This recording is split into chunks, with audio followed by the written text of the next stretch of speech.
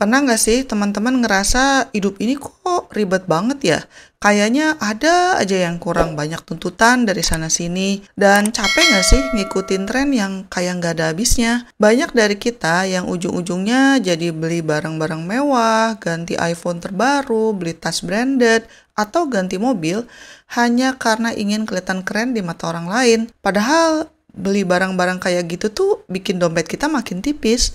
Dan gak jarang juga orang yang jadi banyak ngutang gara-gara ngikutin gaya hidup yang sebenarnya mereka itu gak sanggup bayarnya. Ujung-ujungnya hati jadi gak tenang dan somehow jiwa ini kayak ada yang kosong gitu. Menariknya, di tengah gaya hidup modern yang cenderung konsumtif ini, banyak orang yang justru menemukan bahwa yang bikin bahagia itu bukan karena punya banyak barang, tapi rasa bahagia itu muncul ketika kita belajar mensyukuri apa yang ada meskipun nggak banyak. Nah, makanya di episode kali ini, saya mau membahas tentang 10 gaya hidup sederhana yang insya Allah bisa membuat hidup kita lebih tenang, bahagia, dan juga penuh makna. Ini bukan berarti jadi pelit atau nggak punya apa-apa sama sekali ya, tapi lebih ke arah menemukan kebahagiaan dari hal-hal yang penting dan benar-benar bermakna. Yang pertama adalah fokus pada pengalaman, bukan kepemilikan barang. Ini mungkin hal yang paling mendasar ya. Daripada sibuk mengumpulkan barang-barang baru yang bikin kita capek, yang harus diurusin, dan sementara tren itu selalu berubah terus, gimana kalau kita mencoba mengalihkan perhatian ke pengalaman? Bayangin aja, teman-teman bisa jalan-jalan ke gunung yang indah, belajar skill baru buat mencari uang misalnya, atau sekedar menikmati sore di pantai bersama dengan keluarga. Kalau barang sih mungkin bakal bikin kita senang sebentar, tapi ya udah habis gitu biasa aja. Tapi pengalaman itu bisa menjadi kenangan yang indah, cerita yang tak terlupakan, dan juga jadi pelajaran berharga seumur hidup. Teman-teman setuju nggak bahwa kesenangan memiliki barang itu sifatnya sementara, tapi memori itu lebih tahan lama? Tips yang kedua adalah mengurangi barang-barang konsumtif dan yang nggak perlu. Jujur deh, ada berapa banyak barang yang udah lama nggak dipakai, yang cuma ngumpulin debu dan bikin rumah terasa penuh. Daripada jadi beban, kenapa barangnya nggak disumbangin atau kita jual aja? Semakin sedikit barang yang kita punya, semakin sedikit juga yang harus diurus, dibersihkan, diatur, dan dipikirin. Hidup jadi lebih lega, rumah juga kerasanya lebih lapang. Lagi pula, buat apa sih beli barang kalau niatnya cuma untuk pamer, tapi bikin kita terbebani oleh cicilan dan juga perawatannya? Kita harus inget tuh, bahwa beli barang-barang itu yang penting bisa memenuhi fungsinya dan bukan tentang mereknya apa. Misalnya handphone deh, yang penting itu kan sebenarnya bisa membantu kita dalam komunikasi dan juga mungkin untuk bekerja.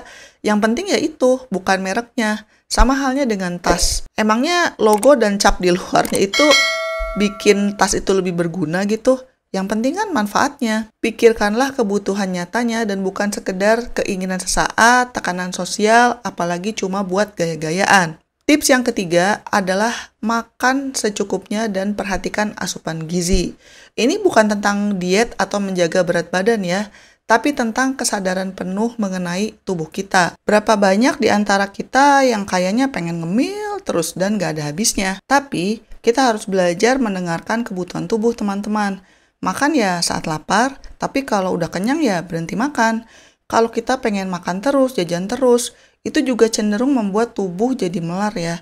Habis gitu ujung-ujungnya jadi ngerasa harus beli baju karena yang lama jadi nggak muat. Terus mengenai makanannya, yang penting sehat dan bergizi lah. Nggak perlu ngejar makanan yang tren di TikTok lah, yang mahal lah, atau yang aneh-aneh, yang impor. Sayuran dan buah-buahan lokal itu juga udah banyak yang bagus banget kok. Terus selain itu, mengolah makanan sendiri di rumah itu juga lebih murah dan bisa jadi aktivitas yang lebih menyenangkan lah. Kalau makan di luar terus ya jadinya mahal. Tubuh yang sehat itu adalah modal utama untuk membantu hidup kita lebih bahagia. Soalnya dengan tubuh yang sehat, pikiran juga jadi lebih jernih dan kita juga jadi punya energi lebih banyak untuk melakukan hal-hal yang kita suka. Tips yang keempat adalah tetap aktif dan banyak melakukan kegiatan outdoor. Hidup sederhana itu berarti menghargai apa yang ada di sekitar kita. Nggak harus jadi atlet profesional lah. Yang penting tuh sering keluar, jadi jalan kaki di taman, misalnya sepedahan keliling kompleks, atau sekedar peregangan di pagi hari dengan melihat pepohonan itu udah menyenangkan banget loh sebenarnya. Udara segar, sinar matahari pagi, dan pemandangan hijau itu punya kekuatan yang luar biasa untuk memberikan ketenangan pada jiwa dan raga kita. Coba deh sesekali piknik di alam terbuka, mendaki gunung, atau sekedar duduk-duduk di pinggir danau. Rasanya beda banget kan? Kita jadi merasa kayak lebih terhubung dengan alam semesta ini. Tips yang kelima adalah belajar mengelola uang dengan bijak. Nah, salah satu kunci utama kebahagiaan sederhana adalah nggak pusing mikirin uang, punya anggaran yang jelas, punya dana darurat minimal 3-6 bulan pengeluaran rutin, dan mulai investasi itu penting banget meskipun sedikit-sedikit. Dengan begitu, kita nggak perlu terlalu khawatir soal finansial saat ada kejadian yang tak terduga dan bisa lebih fokus menikmati hidup. Soalnya stres karena banyak utang, apalagi karena ngejar gaya hidup yang di luar kemampuan, itu adalah salah satu penyebab utama hilangnya kebahagiaan loh. Ketika finansial kita stabil, pikiran pun jadi lebih tenang, dan kita punya kebebasan untuk melakukan dan memilih apa yang benar-benar penting. Tips yang keenam adalah menghabiskan waktu berkualitas dengan orang-orang terkasih. Di tengah kesibukan yang kadang membuat kita lupa diri, sering-sering tuh kita lupa betapa pentingnya meluangkan waktu untuk keluarga dan teman-teman yang memang ada artinya buat kita. Ketika bersama dengan mereka, coba dong matiin gadgetnya. Kenapa nggak fokus aja ngobrol dari hati ke hati, dengerin cerita mereka, atau sekedar ya ketawa-ketawa aja. Waktu berkualitas itu seringkali lebih penting daripada sekedar kuantitasnya aja. Hubungan yang solid, penuh kasih sayang, dan saling mendukung itu adalah fondasi kebahagiaan yang tidak bisa dibeli dengan uang atau barang mewah apapun. Bukannya lebih bagus ya kalau kita punya lingkaran yang kecil tapi berkualitas, daripada kita kenal banyak orang tapi cuma sekilasan doang dan gak ada kedekatan emosional. Kemudian tips yang ketujuh adalah kurangi penggunaan teknologi dan maksimalkan waktu offline. Nah, sosial media dan internet itu kayak pisau bermata dua ya. Memang sih di satu sisi itu bisa menjadi alat komunikasi yang hebat dan juga sumber informasi. Tapi itu juga menyita banyak waktu kita. Bahkan bisa jadi kecanduan. Kita juga jadi cenderung membandingkan diri dengan orang lain dan ujung-ujungnya ngerasa kurang melulu, terjebak dalam perbandingan sosial, melihat kehidupan orang lain yang kayak yang sempurna banget. Itu tuh bikin capek, selalu ngerasa ada yang kurang, selalu jadi kepengen apa yang orang punya. Makanya, coba sesekali deh, atur jadwal detox digital. Nikmati momen tanpa notifikasi yang mengganggu, tanpa harus nge-scroll yang gak ada habis-habisnya. Dan waktunya bisa kalian gunakan untuk istirahat, atau baca buku, ngobrol dengan orang-orang yang memang kalian sayangi, atau sekedar belajar sesuatu yang baru lah, supaya wawasan kita bertambah, skill kita makin banyak, atau mungkin kalian luangkan waktu untuk memulai bisnis sampingan. Gimana deh pokoknya cari cara supaya pikiran teman-teman itu istirahat dari hiruk-pikuk dunia maya. Tips yang selanjutnya adalah belajar hal baru dan terus bertumbuh. Hidup itu adalah proses belajar tanpa henti. Jangan pernah ngerasa cukup dengan apa yang sudah kita ketahui, tapi terus belajar. Baca buku, ikut kursus online tentang sesuatu yang menarik minat kalian, atau bisa juga kalian mencoba hobi baru. Ini bukan sekedar menambah ilmu dan skill, tapi juga membuat hidup kalian lebih berwarna dan gak membosankan, dan juga membuka perspektif baru.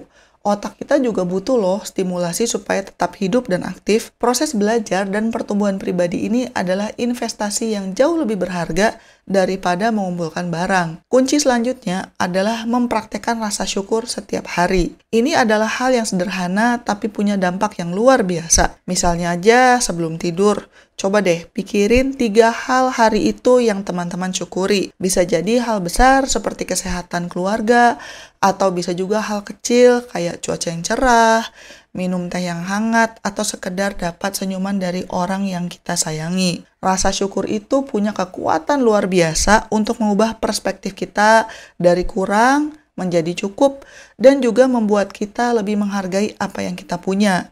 Rasa syukur juga bisa membantu kita untuk berhenti meratapi apa yang belum ada, dan ini adalah kunci untuk menemukan kebahagiaan dalam kesederhanaan. Dan tips yang terakhir adalah hidup dengan tujuan dan memberikan dampak positif. Ketika hidup kita punya arah yang jelas, setiap langkah yang kita ambil juga jadi kerasa ada lebih bermakna gitu. Gak harus tujuan yang gimana banget, kayak mau ke planet Mars gitu.